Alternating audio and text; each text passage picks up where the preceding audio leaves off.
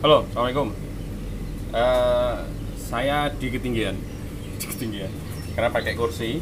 Ini memasukkan telur ke keranjang inkubator. Ini masih pakai manual karena yang full otomatis yang saya share kemarin belum jadi. Maka kita menggunakan manual dulu. Tapi termostatnya sudah kita ganti. Teman-teman ada yang nanya, eh, yang menggunakan termometer analog, termometer kapsul itu katanya ada yang nggak melar panasnya, mungkin switchnya yang rusak itu bro, mungkin switchnya yang rusak. Dan apakah bisa diganti dengan digital? Bisa. Tidak semua inkubator itu merata. Jadi inkubator yang kecil, mohon maaf, yang kecil itu biasanya tidak begitu merata panasnya. Karena box yang kecil dikasih lampu 4 misalkan, jadi panasnya itu kurang merata. Jadi sangat lebih panas yang dekat dengan lampu. Makanya kalau bikin sendiri itu bikin yang agak tinggi. Kenapa yang dijual itu memang kecil, mungil dan tidak terlalu tinggi? Karena memang namanya juga dijual. Dia harus menghitung volume boxnya biar lebih murah di ongkos kirim. Cuman ketika kita bikin sendiri, kalau bisa jaraknya itu juga dipengaruhi. Kalau misalkan jaraknya agak dekat, bikinlah box yang agak besar biar panasnya itu merata. Intinya tidak terlalu panas di satu titik ya, panasnya merata. Dan jangan sampai, yang perlu diperhatikan adalah ininya, sensornya ini. Kalau pakai digital, sensor ini ditempatkan pada telur, tempatkan pada telurnya, di atasnya telur atau di sampingnya telur. Jangan sampai itu keluar. Saya pernah itu keluar karena RAM-nya gede, keluar di bawah, akhirnya suhu yang di sensor adalah suhu yang di bawah karena dia kan hanya membaca di sekitarnya. Jadi ketika di bawah telur itu kan memang suhunya tidak begitu panas. Akhirnya di telurnya terlalu panas, akhirnya panas sekali. Dan kalau teman-teman mau buka telurnya itu, telurnya sampai matang gitu. Saya pernah buka itu ada yang kayak di open, jadi matang di dalam karena terlalu panas. Ya masalahnya bukan inkubatornya rusak, bukan termostatnya rusak, tapi sensornya ini naruhnya keliru di bawah. Lalu kalau teman-teman pakai termostat yang analog, itu juga panasnya itu kan dia akan membuka switch itu kan cara panas. Jadi usahakan lampunya merata. Jadi suhu yang berada dekat dengan kapsulnya itu sama mewakili yang ada di lainnya. Jadi intinya itu perataan suhu dalam box itu teman-teman. Oke, ini saya lihatkan. Saya itu biarkan telur ini, nanti sortirnya nanti teman-teman. Jadi saya biarkan di sini terus sementara. Jadi nanti, ya ini langsung pecah ini. Jadi sortirnya nanti ketika sudah merata ini nanti kelihatan besar kecil, warnanya yang pudar itu bisa langsung kita ganti. Lampunya ini saya matikan dulu. Saya hidupkan baru satu biar tidak terlalu panas tangan saya. Jadi seperti ini. Ada yang nanya, wah ekstrim mas pakai box buah gitu. Ya nggak ada pilihan karena saya pengen fresh telur ini. Jadi telur ini kan dari tempat indukan di dalam itu suhunya kita bikin 27,5 derajat. Artinya telur ini telur segar, kayak semi fresher gitu ya, semi di kulkas lah. Tapi masih aman untuk embrionya. Jadi ini telur sekitar 3 harian yang di dalam. Saya lupa untuk naruh karena kesibukan 2 hari kemarin agak sibuk sekali, jadi tidak terurus. Dan juga kemarin ada yang mau beli nipel bekas saya itu. Oke, saya sudah menerima dananya tapi belum bisa saya kirim karena kesibukan. Belum dibersihkan dan orang yang bersihkan itu kemarin sakit. Tuh. Jadi belum bisa, tapi kalau misalnya nggak sabar nanti uangnya saya transfer ulang aja.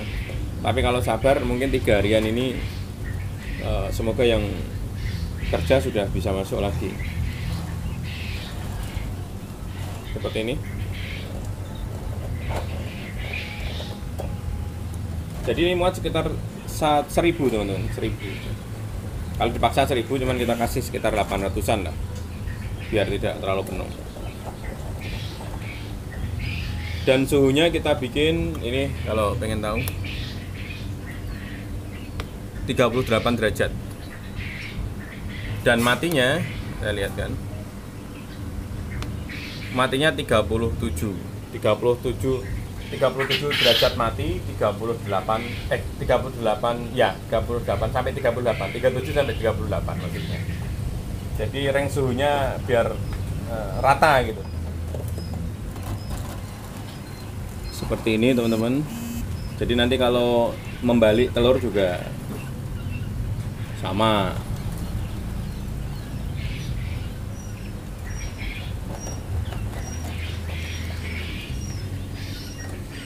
Jadi ngobrol-ngobrol masa telur, yang kita tetaskan ini telur final stock ya, berkali-kali kita sudah sering share. Final stock itu adalah siap untuk dijadikan indukan telur konsumsi. Jadi teman-teman kalau beli biasanya itu puyuh final stock yang biasanya dijual nanti telur konsumsi. Nah ini gede sekali nih, gede sekali. Telur segini. Jadi sekitar 10 kilo lebih tadi, kayaknya berat sekali.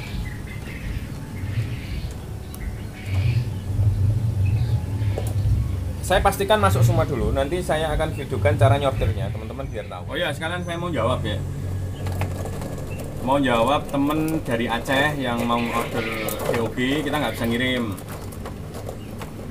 Saya tadi bilangnya sabar, saya konfirmasi temen yang biasa punya izin pengiriman ya, penangkaran itu nggak mau karena ribet.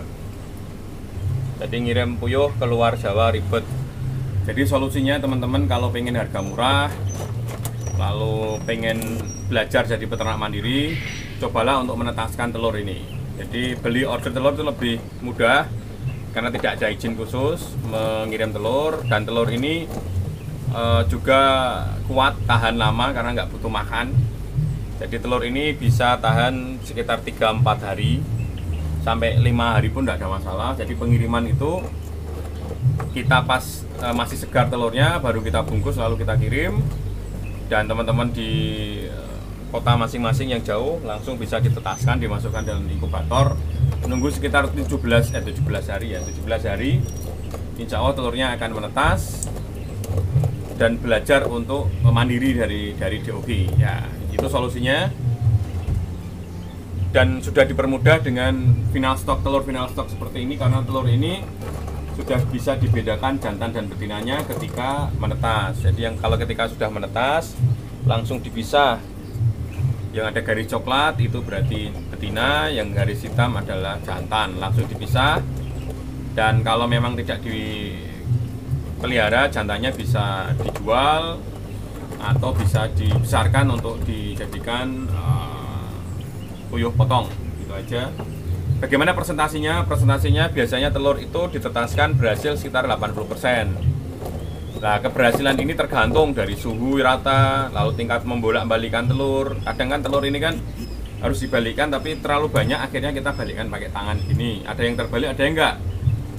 Begitu. Lalu tingkat berikutnya adalah fertilnya, memang tidak terbuai gitu. Jadi kalau saya dalam satu kotak itu ada jantannya 3, betinanya 15. Tuh mungkin pas betinanya lagi haid ya, lagi menstruasi, jadi tidak terbuai. Mungkin seperti itu.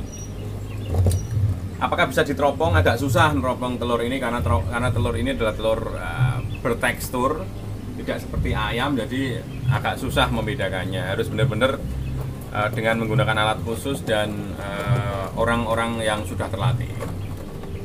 Itu solusinya buat temen yang di Aceh tadi mau order DOG ya. Cuma memang kendalanya di situ nggak bisa, dan solusinya adalah memelihara dari telur. Karena telur ini tidak terlalu lama, hanya 17 hari saja udah menetas dan langsung bisa dibedakan jantan dan betinanya. Dipelihara sekitar 1,5 bulan dan sudah bisa bertelur. Nanti akhirnya sekitar 1,5 tahun, tergantung juga pola pakan teman-teman. Jadi kalau pakannya banyak campuran, biasanya akhirnya agak dini. Tapi kalau teman-teman menggunakan pakan yang baik, terpenuhi, contohnya misalnya pakai pakan jadi itu bisa sampai 1,5 tahun. Tapi tidak semuanya pakan jadi itu bisa seperti itu, ya tergantung. Ada teman-teman yang menggunakan probiotik yang saya pakai ini, memang benar-benar pakai probiotik itu bisa sampai 2 bulan. 2 bulan itu males untuk diambil karena masih produksi, walaupun menurun dari misalkan 95% jadi 75%, sampai 80% itu tetap bisa dan dipelihara sampai 2 tahun itu. Gitu aja mungkin teman-teman yang bisa saya share.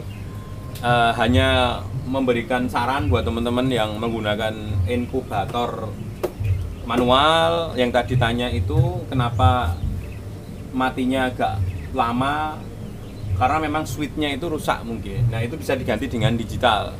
Yang saya pakai ini digital, menggunakan lampu sekitar 11 lampu ini, agak boros sekali. Dan tadi sudah ulas bagaimana telur itu bisa menetas dan apa yang biasanya terjadi kegagalan dalam telur. Dan saya masih punya PR untuk memperlihatkan cara sortirnya. Tapi saya tutup dulu. Assalamualaikum warahmatullahi wabarakatuh.